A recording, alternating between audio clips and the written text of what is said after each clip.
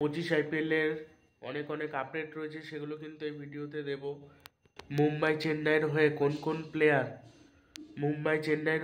কোন player champion করতে পারে তাদের দলকে, সেটা কিন্তু এই ভিডিওতে বলবো, ঠিক আছে। এবং আরসিবি কেমন খেলবে সেটাও কিন্তু এই ভিডিওতে বলে দেবো। সেটা নিয়েই মেন আলোচনা করব। প্রথম যে আপডেটগুলো দেবো 2025 IPL-এর প্রথম যে আপডেট, সেটা হলো অজিঙ্ক্য রাহানে কলকাতার মনে হয় অধিনায়ক হতে চলেছে। যেহেতু অজিঙ্ক্য রাহানে কিন্তু বিজয় হাজারে ট্রফিতে কিন্তু সৈয়দ মুশতাক আলী ট্রফিতে কিন্তু অনবদ্য খেলেছে, সবচেয়ে বেশি রান করেছে সৈয়দ মুশতাক আলী ট্রফিতে। এবং অজিঙ্ক্য রাহানে একেবারে ভালো স্ট্রাইক রেটে ব্যাটিং করেছে, 176 স্ট্রাইক রেটে ব্যাটিং করেছে অজিঙ্ক্য রাহানে এর আগে যখন চেন্নাইয়ের হয়ে খেলেছিল তখনও কিন্তু ভালো পারফরমেন্স করেছিল। আগের বছর হ্যাঁ খারাপ পারফরমেন্স করেছিল, একটা প্লেয়ার 1-2 বছর খারাপ পারফরমেন্স করতেই পারে। যখন কলকাতার হয়ে খেলেছিল 2022 সালে তখনও কিন্তু মানিয়ে নিতে পারেনি, বাজে খেলেছিল। এবার কিন্তু মানিয়ে নিতে পারে। আমি বলে রাখি, হয় অজিঙ্ক্য রাহানে ক্যাপ্টেন হবে, এটা হবে, না হলে ভেঙ্কটেশ আয়ার ক্যাপ্টেন হবে। ভেঙ্কটেশ আয়ার আর ভাইস ক্যাপ্টেন হয়তো অজিঙ্ক্য রাহানে হতে পারে। অজিঙ্ক্য রাহানে প্লেইং ইলেভেনে হয়তো খেলবে, তার কারণ চেন্নাইয়ের হয়ে যখন খেলেছে তখন কিন্তু ক্যাপ্টেন হিসেবে ভালো খেলেনি, সে কিন্তু এমনি হিসেবে ভালো খেলেছে, প্লেয়ার হিসেবে, ঠিক আছে। ক্যাপ্টেন হিসেবে রাজস্থান রয়্যালসে ভালো খেলেনি তা না, ভালো খেলেছিল, মোটামুটি খেলেছিল, কিন্তু সেখানেও কিন্তু ওপেন করেছিল আর কি, 3 নম্বরেও খেলেছিল, আবার ওপেনও করেছিল, কিন্তু সেরকম আহামরি ক্যাপ্টেন্সির কিন্তু করতে পারেনি। টেস্টে ভালো করেছে। টেস্ট আর টি20 আলাদা ফরম্যাট, তো আলাদা ফরম্যাটে আর কি হবে, আলাদা ফরম্যাটে কিন্তু ক্যাপ্টেন্সি করতে পারেনি, খুব একটা ভালো নজর কাড়া পারফরমেন্স। আর তিলক বর্মা ওইদিকে দুর্দান্ত ফর্মে রয়েছে, ঠিক আছে, তিলক বর্মা দুর্দান্ত ফর্মে রয়েছে। শ্রেয়াস আয়ারও মোটামুটি ভালো খেলেছে। কলকাতার জন্য একটা ভালো খবর, সেটা হলো নীতিশ সেনা কলকাতা ছেড়ে দিয়েছে। এবং নীতিশ সেনা কিন্তু কলকাতার যেহেতু ছেড়ে দিয়েছে এবং অন্য দলে গেছে রাজস্থান রয়্যালস, এবং সেই দলে গিয়ে যদি ভালো খেলতে পারে সেটা তো রাজস্থান রয়্যালসের জন্য ভালো, যদি খারাপ খেলে সেটা খারাপ। তবে বর্তমানে কিন্তু একেবারে ফর্মে নেই নীতিশ সেনা, এটা একটা কলকাতার জন্য ভালো খবর, তার কারণ কলকাতা ছেড়ে দিয়ে তাহলে ঠিকই করেছে, এখন ফর্মে নেই। এই নীতিশ সেনা এরকম ফর্মে থাকে না, অনেক পরে যে ফর্মে আসে, এটাই হলো নীতিশ সেনার সমস্যা। এছাড়া নীতিশ সেনার কোনো খুব একটা সমস্যা নেই, ওটাই হলো সব থেকে বড় সমস্যার কথা বলে দিলাম, তো দেখা যাক কি হয়। আর এবার বলি মুম্বাই ইন্ডিয়ান্স এবং মুম্বাই ইন্ডিয়ান্স সিএসকে দের হয়ে কোন কোন প্লেয়ার আইপিএল কাঁপাতে চলেছে সেটা কিন্তু এই ভিডিওতে বলে দেবো। 2025 IPL-এ বেশ কিছু প্লেয়ার কিন্তু আইপিএল কাঁপাতে চলেছে। মুম্বাই ইন্ডিয়ান্সকে আবার চ্যাম্পিয়ন করতে পারে এই সব প্লেয়াররা। মুম্বাই ইন্ডিয়ান্স কিন্তু আইপিএলের সফলতম টিম। মুম্বাই এবং চেন্নাই 5বার করে কাপ জিতেছে, অন্য দলের থেকে অনেক সাকসেসফুল। কিন্তু সাকসেসফুল হলে কি হবে, একটা ওই নিয়ম বলে তো ব্যাপার আছে যে এই প্লেয়ার খেলবে, মানে 4জন বিদেশি যেমন প্লেয়ার খেলতে পারবে, তারপরে বেশি বিদেশি খেলাতে পারবে না, 8জন করে বিদেশি স্কোয়াডে নিতে পারবে, তার মধ্যে থেকেই খেলতে হবে। এবার ওই মুম্বাই ইন্ডিয়ান্সের যে দলটা সেটা হলো ফাস্ট বোলিংয়ের দিক থেকে খুব কিন্তু শক্তিশালী। এই যে দীপক চাহার, জাসপ্রীত বুমরা, ট্রেন্ট বোল্ট, এটা কি খারাপ বলার, ভালো, কিন্তু স্পিনারের দিক থেকে একটু দুর্বল।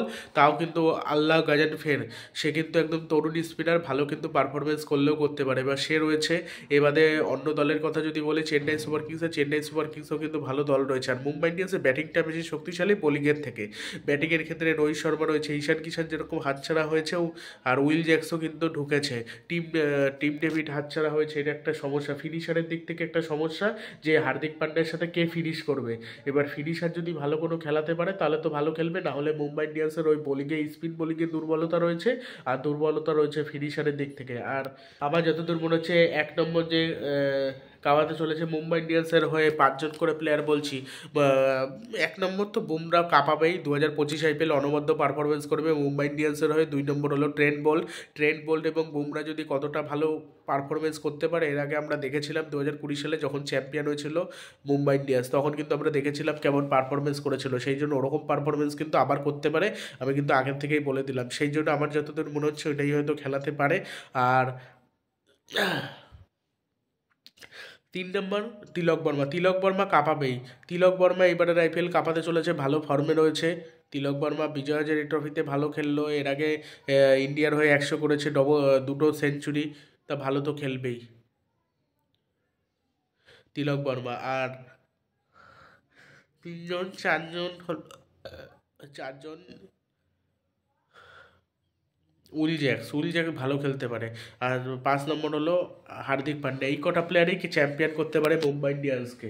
মুম্বাই ইন্ডিয়ান্স এর আগে যখন চ্যাম্পিয়ন হয়েছিল বেশ কিছু প্লেয়ার ভালো খেলেছিল, পোলার্ড, হার্দিক পান্ডিয়া, কুনাল পান্ডিয়া, ঈশান কিষান, রোহিত শর্মা মোটামুটি পারফরমেন্স করেছিল, কুইন্টন ডুকক মোটামুটি পারফরমেন্স করেছিল, জাসপ্রীত বুমরা ভালো খেলেছিল। 6-7টা প্লেয়ার ভালো খেলার পর তারপর কিন্তু যে কাপ জিততে পেরেছিল, সেই জন্য কাপ জেতা কিন্তু মুখের কথা না। কাপ জিততে গেলে প্লেয়াররা পারফরমেন্স করতে হয়, তাহলে কিন্তু কাপটা জিততে পারে। এবার কাপ জেতার জন্য পারফরমেন্স আগে করতে হবে, পারফরমেন্সটা আগে দরকার। দেখা যাক কেমন পারফরমেন্স করতে পারে, আদৌ পারে নাকি না পারে, ঠিক আছে। তাই আমার যতদূর মনে হচ্ছে মুম্বাই ইন্ডিয়ান্সের ওইগুলো দুর্বলতা রয়েছে, শক্তিশালী মারকুটে ব্যাটসম্যান রয়েছে, ফিনিশার রয়েছে একজন সেরা, তবে একজন যদি খেলতে না পারে সেক্ষেত্রে এই সমস্যাটা হবে। ফাস্ট বোলিং ভালো রয়েছে, সবই ঠিক আছে, ওই দিকেই সমস্যা।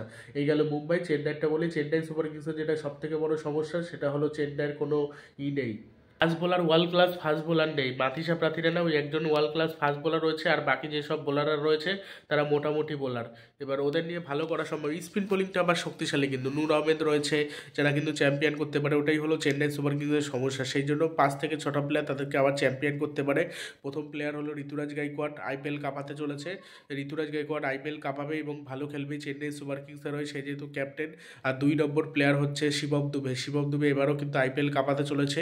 শিবম দুবের যখন টি20 বিশ্বকাপে খেলতে পারছিল না, আমি নিজেই ট্রল করেছিলাম, বলেছিলাম যে দুবেকে বাদ দেওয়া উচিত বা ফালতু, কিন্তু দুবে কিন্তু পারফরমেন্স করে দিয়েছিল। সেই জন্য আমার মনে হয় দুবে এমন একটা প্লেয়ার, তাকে ভরসা করলে সে ভালো পারফরমেন্স করে, সেই জন্য কিন্তু সে তার হয়েছে। রাহুল ত্রিপাঠী কাঁপাতে চলেছে, আর একটা প্লেয়ার মাথিসা প্রাথিরানা। এই কটা প্লেয়ারই কিন্তু আইপিএল কাঁপাতে চলেছে এবং চ্যাম্পিয়ন করতে পারে চেন্নাই সুপার কিংসকে। চেন্নাই মুম্বাই নিয়েও বলে দিলাম, এর আগে কিন্তু কলকাতাকে নিয়ে বানিয়েছিলাম একটা ভিডিও, যে কলকাতাকে চতুর্থবারের মতো চ্যাম্পিয়ন কোন কোন প্লেয়ার করতে পারে সেটা নিয়ে। তাই জন্য ভাবলাম মুম্বাই চেন্নাই নিয়েও দিয়ে দিই, তার কারণ অনেকে সেটা বলে তাই।